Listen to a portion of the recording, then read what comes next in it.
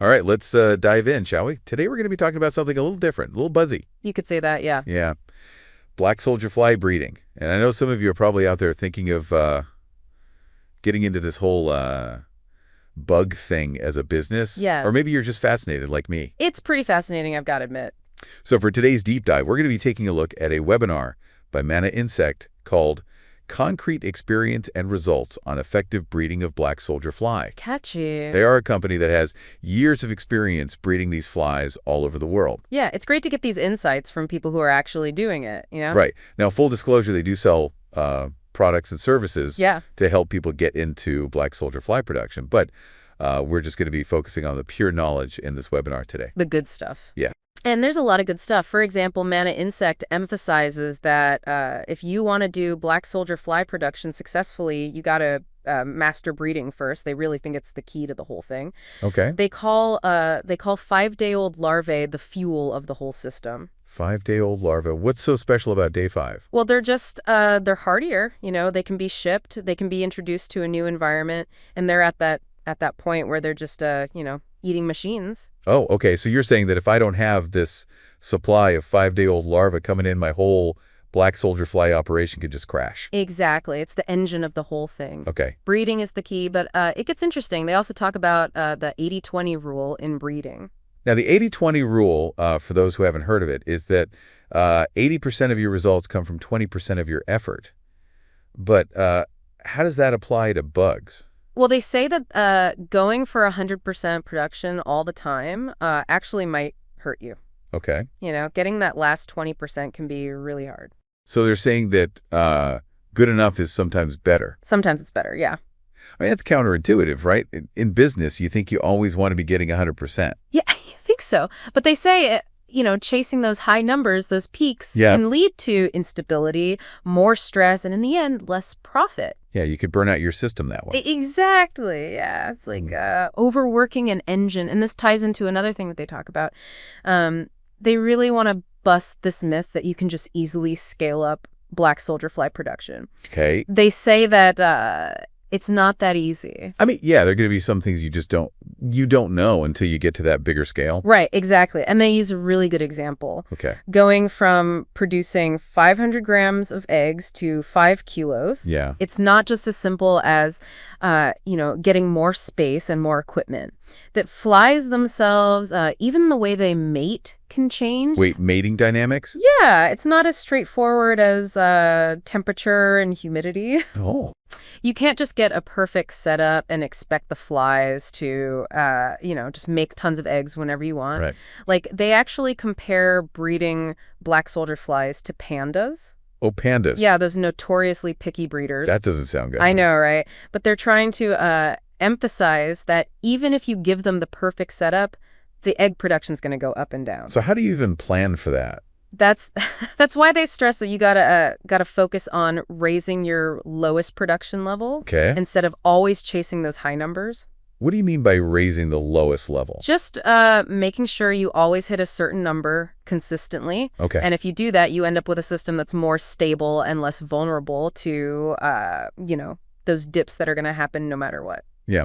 So basically, it's better to have a slightly lower output that's consistent than a roller coaster of, feast or famine. Exactly. That's what they've learned. And this leads into another really important point that they made. Even small disruptions can totally throw off your breeding operation. Okay. And they actually shared this anecdote about a humidifier that broke down. Oh, a story. I love stories. Tell me. So in one of their facilities, a humidifier stopped working. Okay. And even though they fixed it relatively quickly, it took weeks for the egg production to go back to where it was. Wow, that's crazy. You wouldn't think humidity would make that much of a difference. Yeah, it's almost like they went through this trauma and then they had to, regain their confidence to start breeding normally again. So we've established that breeding is the foundation. It's not just about scaling up, and even a little thing can mess things up. So what do? Do we just give up? Not at all. They have solutions. They actually talk about this idea that's becoming more and more popular, which is outsourcing your breeding. Oh, yeah. Kind of like how most farmers buy their chicks instead of breeding their own. Exactly, yeah. Right. And Mana Insect thinks this could be a real game changer for the whole black soldier fly industry. Interesting. But of course, there are challenges. So outsourcing breeding, Sounds pretty good in theory, but I bet it's not as easy as just picking up the phone and ordering a bunch of larvae, right? You'd think so, huh? But Mana Insect talks about some of the problems you run into.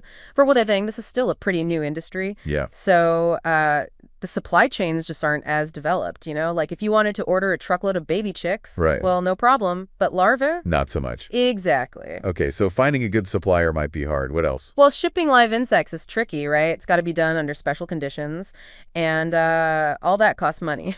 So there's the cost of shipping. Yep.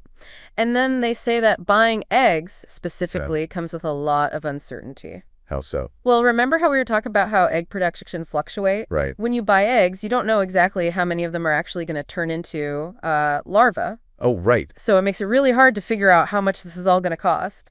Yeah, I can see how that would be a pain. Yeah, and this is why they recommend buying those 5-day-old larvae that we were talking about. Oh, okay. Because you know what you're getting, you skip all that uncertainty. And at early stage where you have to be extra careful? Yeah, exactly. Less mess. Now, it might cost you a little more upfront to buy those 5-day-olds, Right. but you save money in the long run.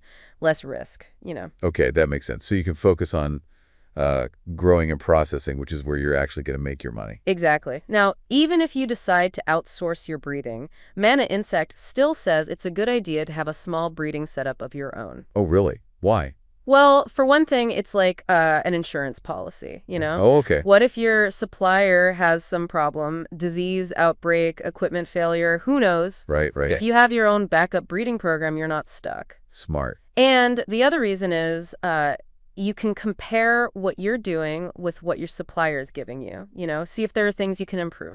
Always learning. Always learning. And this actually brings us to another idea that they brought up. Maybe you should think about starting a breeding business yourself. Whoa, now that's an interesting idea. Yeah, they think there's a real need for people to get into this breeding side of things. So instead of just being a customer, you could actually become a supplier. Exactly. And as demand for black soldier fly products goes up, the demand for those 5-day-old larvae is going to go up too. Supply and demand. Right. And they say that setting up a breeding operation is relatively cheap, Okay, especially compared to a big growing operation. that's good to know, but cheap is relative, right? Right. I mean, how much are we actually talking about? Well, they were pretty open about how they did things when they were first starting out. Okay, They shared how they got really good results in Finland, actually. Finland. Yeah. I wouldn't think Finland would be a good place for breeding insects. Too cold. You'd think so, right? But they were able to make this climate-controlled environment using pretty basic stuff, DIY. Oh, wow. And they started small, experimented, figured out what worked, you know? Okay, so it's a process. Yeah, definitely. And that's one of the things that makes black soldier fly breeding so interesting. It's a mix of science and almost like an art. Cool. So we've talked about the challenges and the strategies and even starting a business. What's next? Well, after all this talk about setting up a breeding operation, maybe we should talk about the money. Ah, right.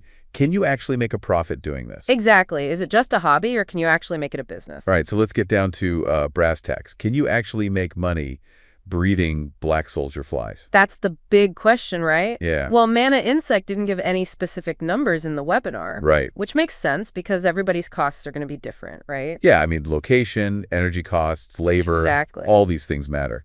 But they did talk about how to think about the economics of it all. Okay, so how should we be thinking about it? Well, first of all, you can't just look at breeding by itself, right? Right, It's yeah. part of a bigger picture. Yeah, you got to think about the whole life cycle of the fly, from breeding to growing the larva to what you're actually using them for. Right, whether it's animal feed or fertilizer or whatever. Right. So the cost of breeding is just one piece of the puzzle. It's all connected. Okay, so how do you even know if your breeding costs are reasonable? Well, remember that 80-20 rule we talked about? Yeah. They say that applies here, too. So sometimes it's okay to be a little less efficient if it saves you money. Right. You don't always need to be squeezing out every last percentage point of production. Sometimes good enough is good enough. Yeah, that makes sense. And they also pointed out that the people who work in the breeding operation, that can be a big cost. Right. I guess you need people who know what they're doing. Yeah, at least at the beginning. But once you have a system that's stable, Okay. a lot of the day-to-day stuff can be done by people who aren't, experts. So you can kind of bring those labor costs down over time. Exactly. Now, another big cost is the feed. And you might be surprised to hear this, but in the early days, Mana Insect was using commercial chicken feed for their breeding flies. Really? Why?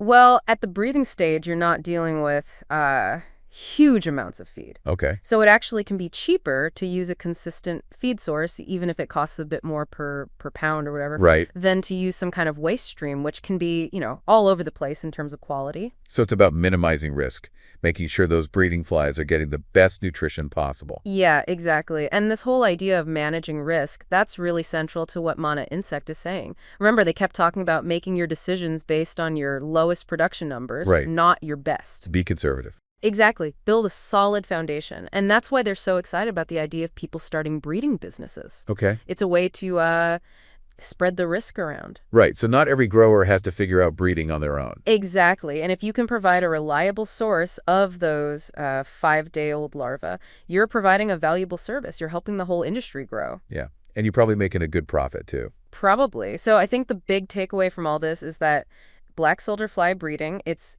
a really interesting field and it can be profitable, but it's not a quick way to get rich. You got to be patient, you got to pay attention, you got to experiment. Yeah, you got to learn how to work with nature. Exactly. Well, on that note, if you were to start a black soldier fly breeding operation, what would be your first step? Let us know in the comments, and we'll see you next time.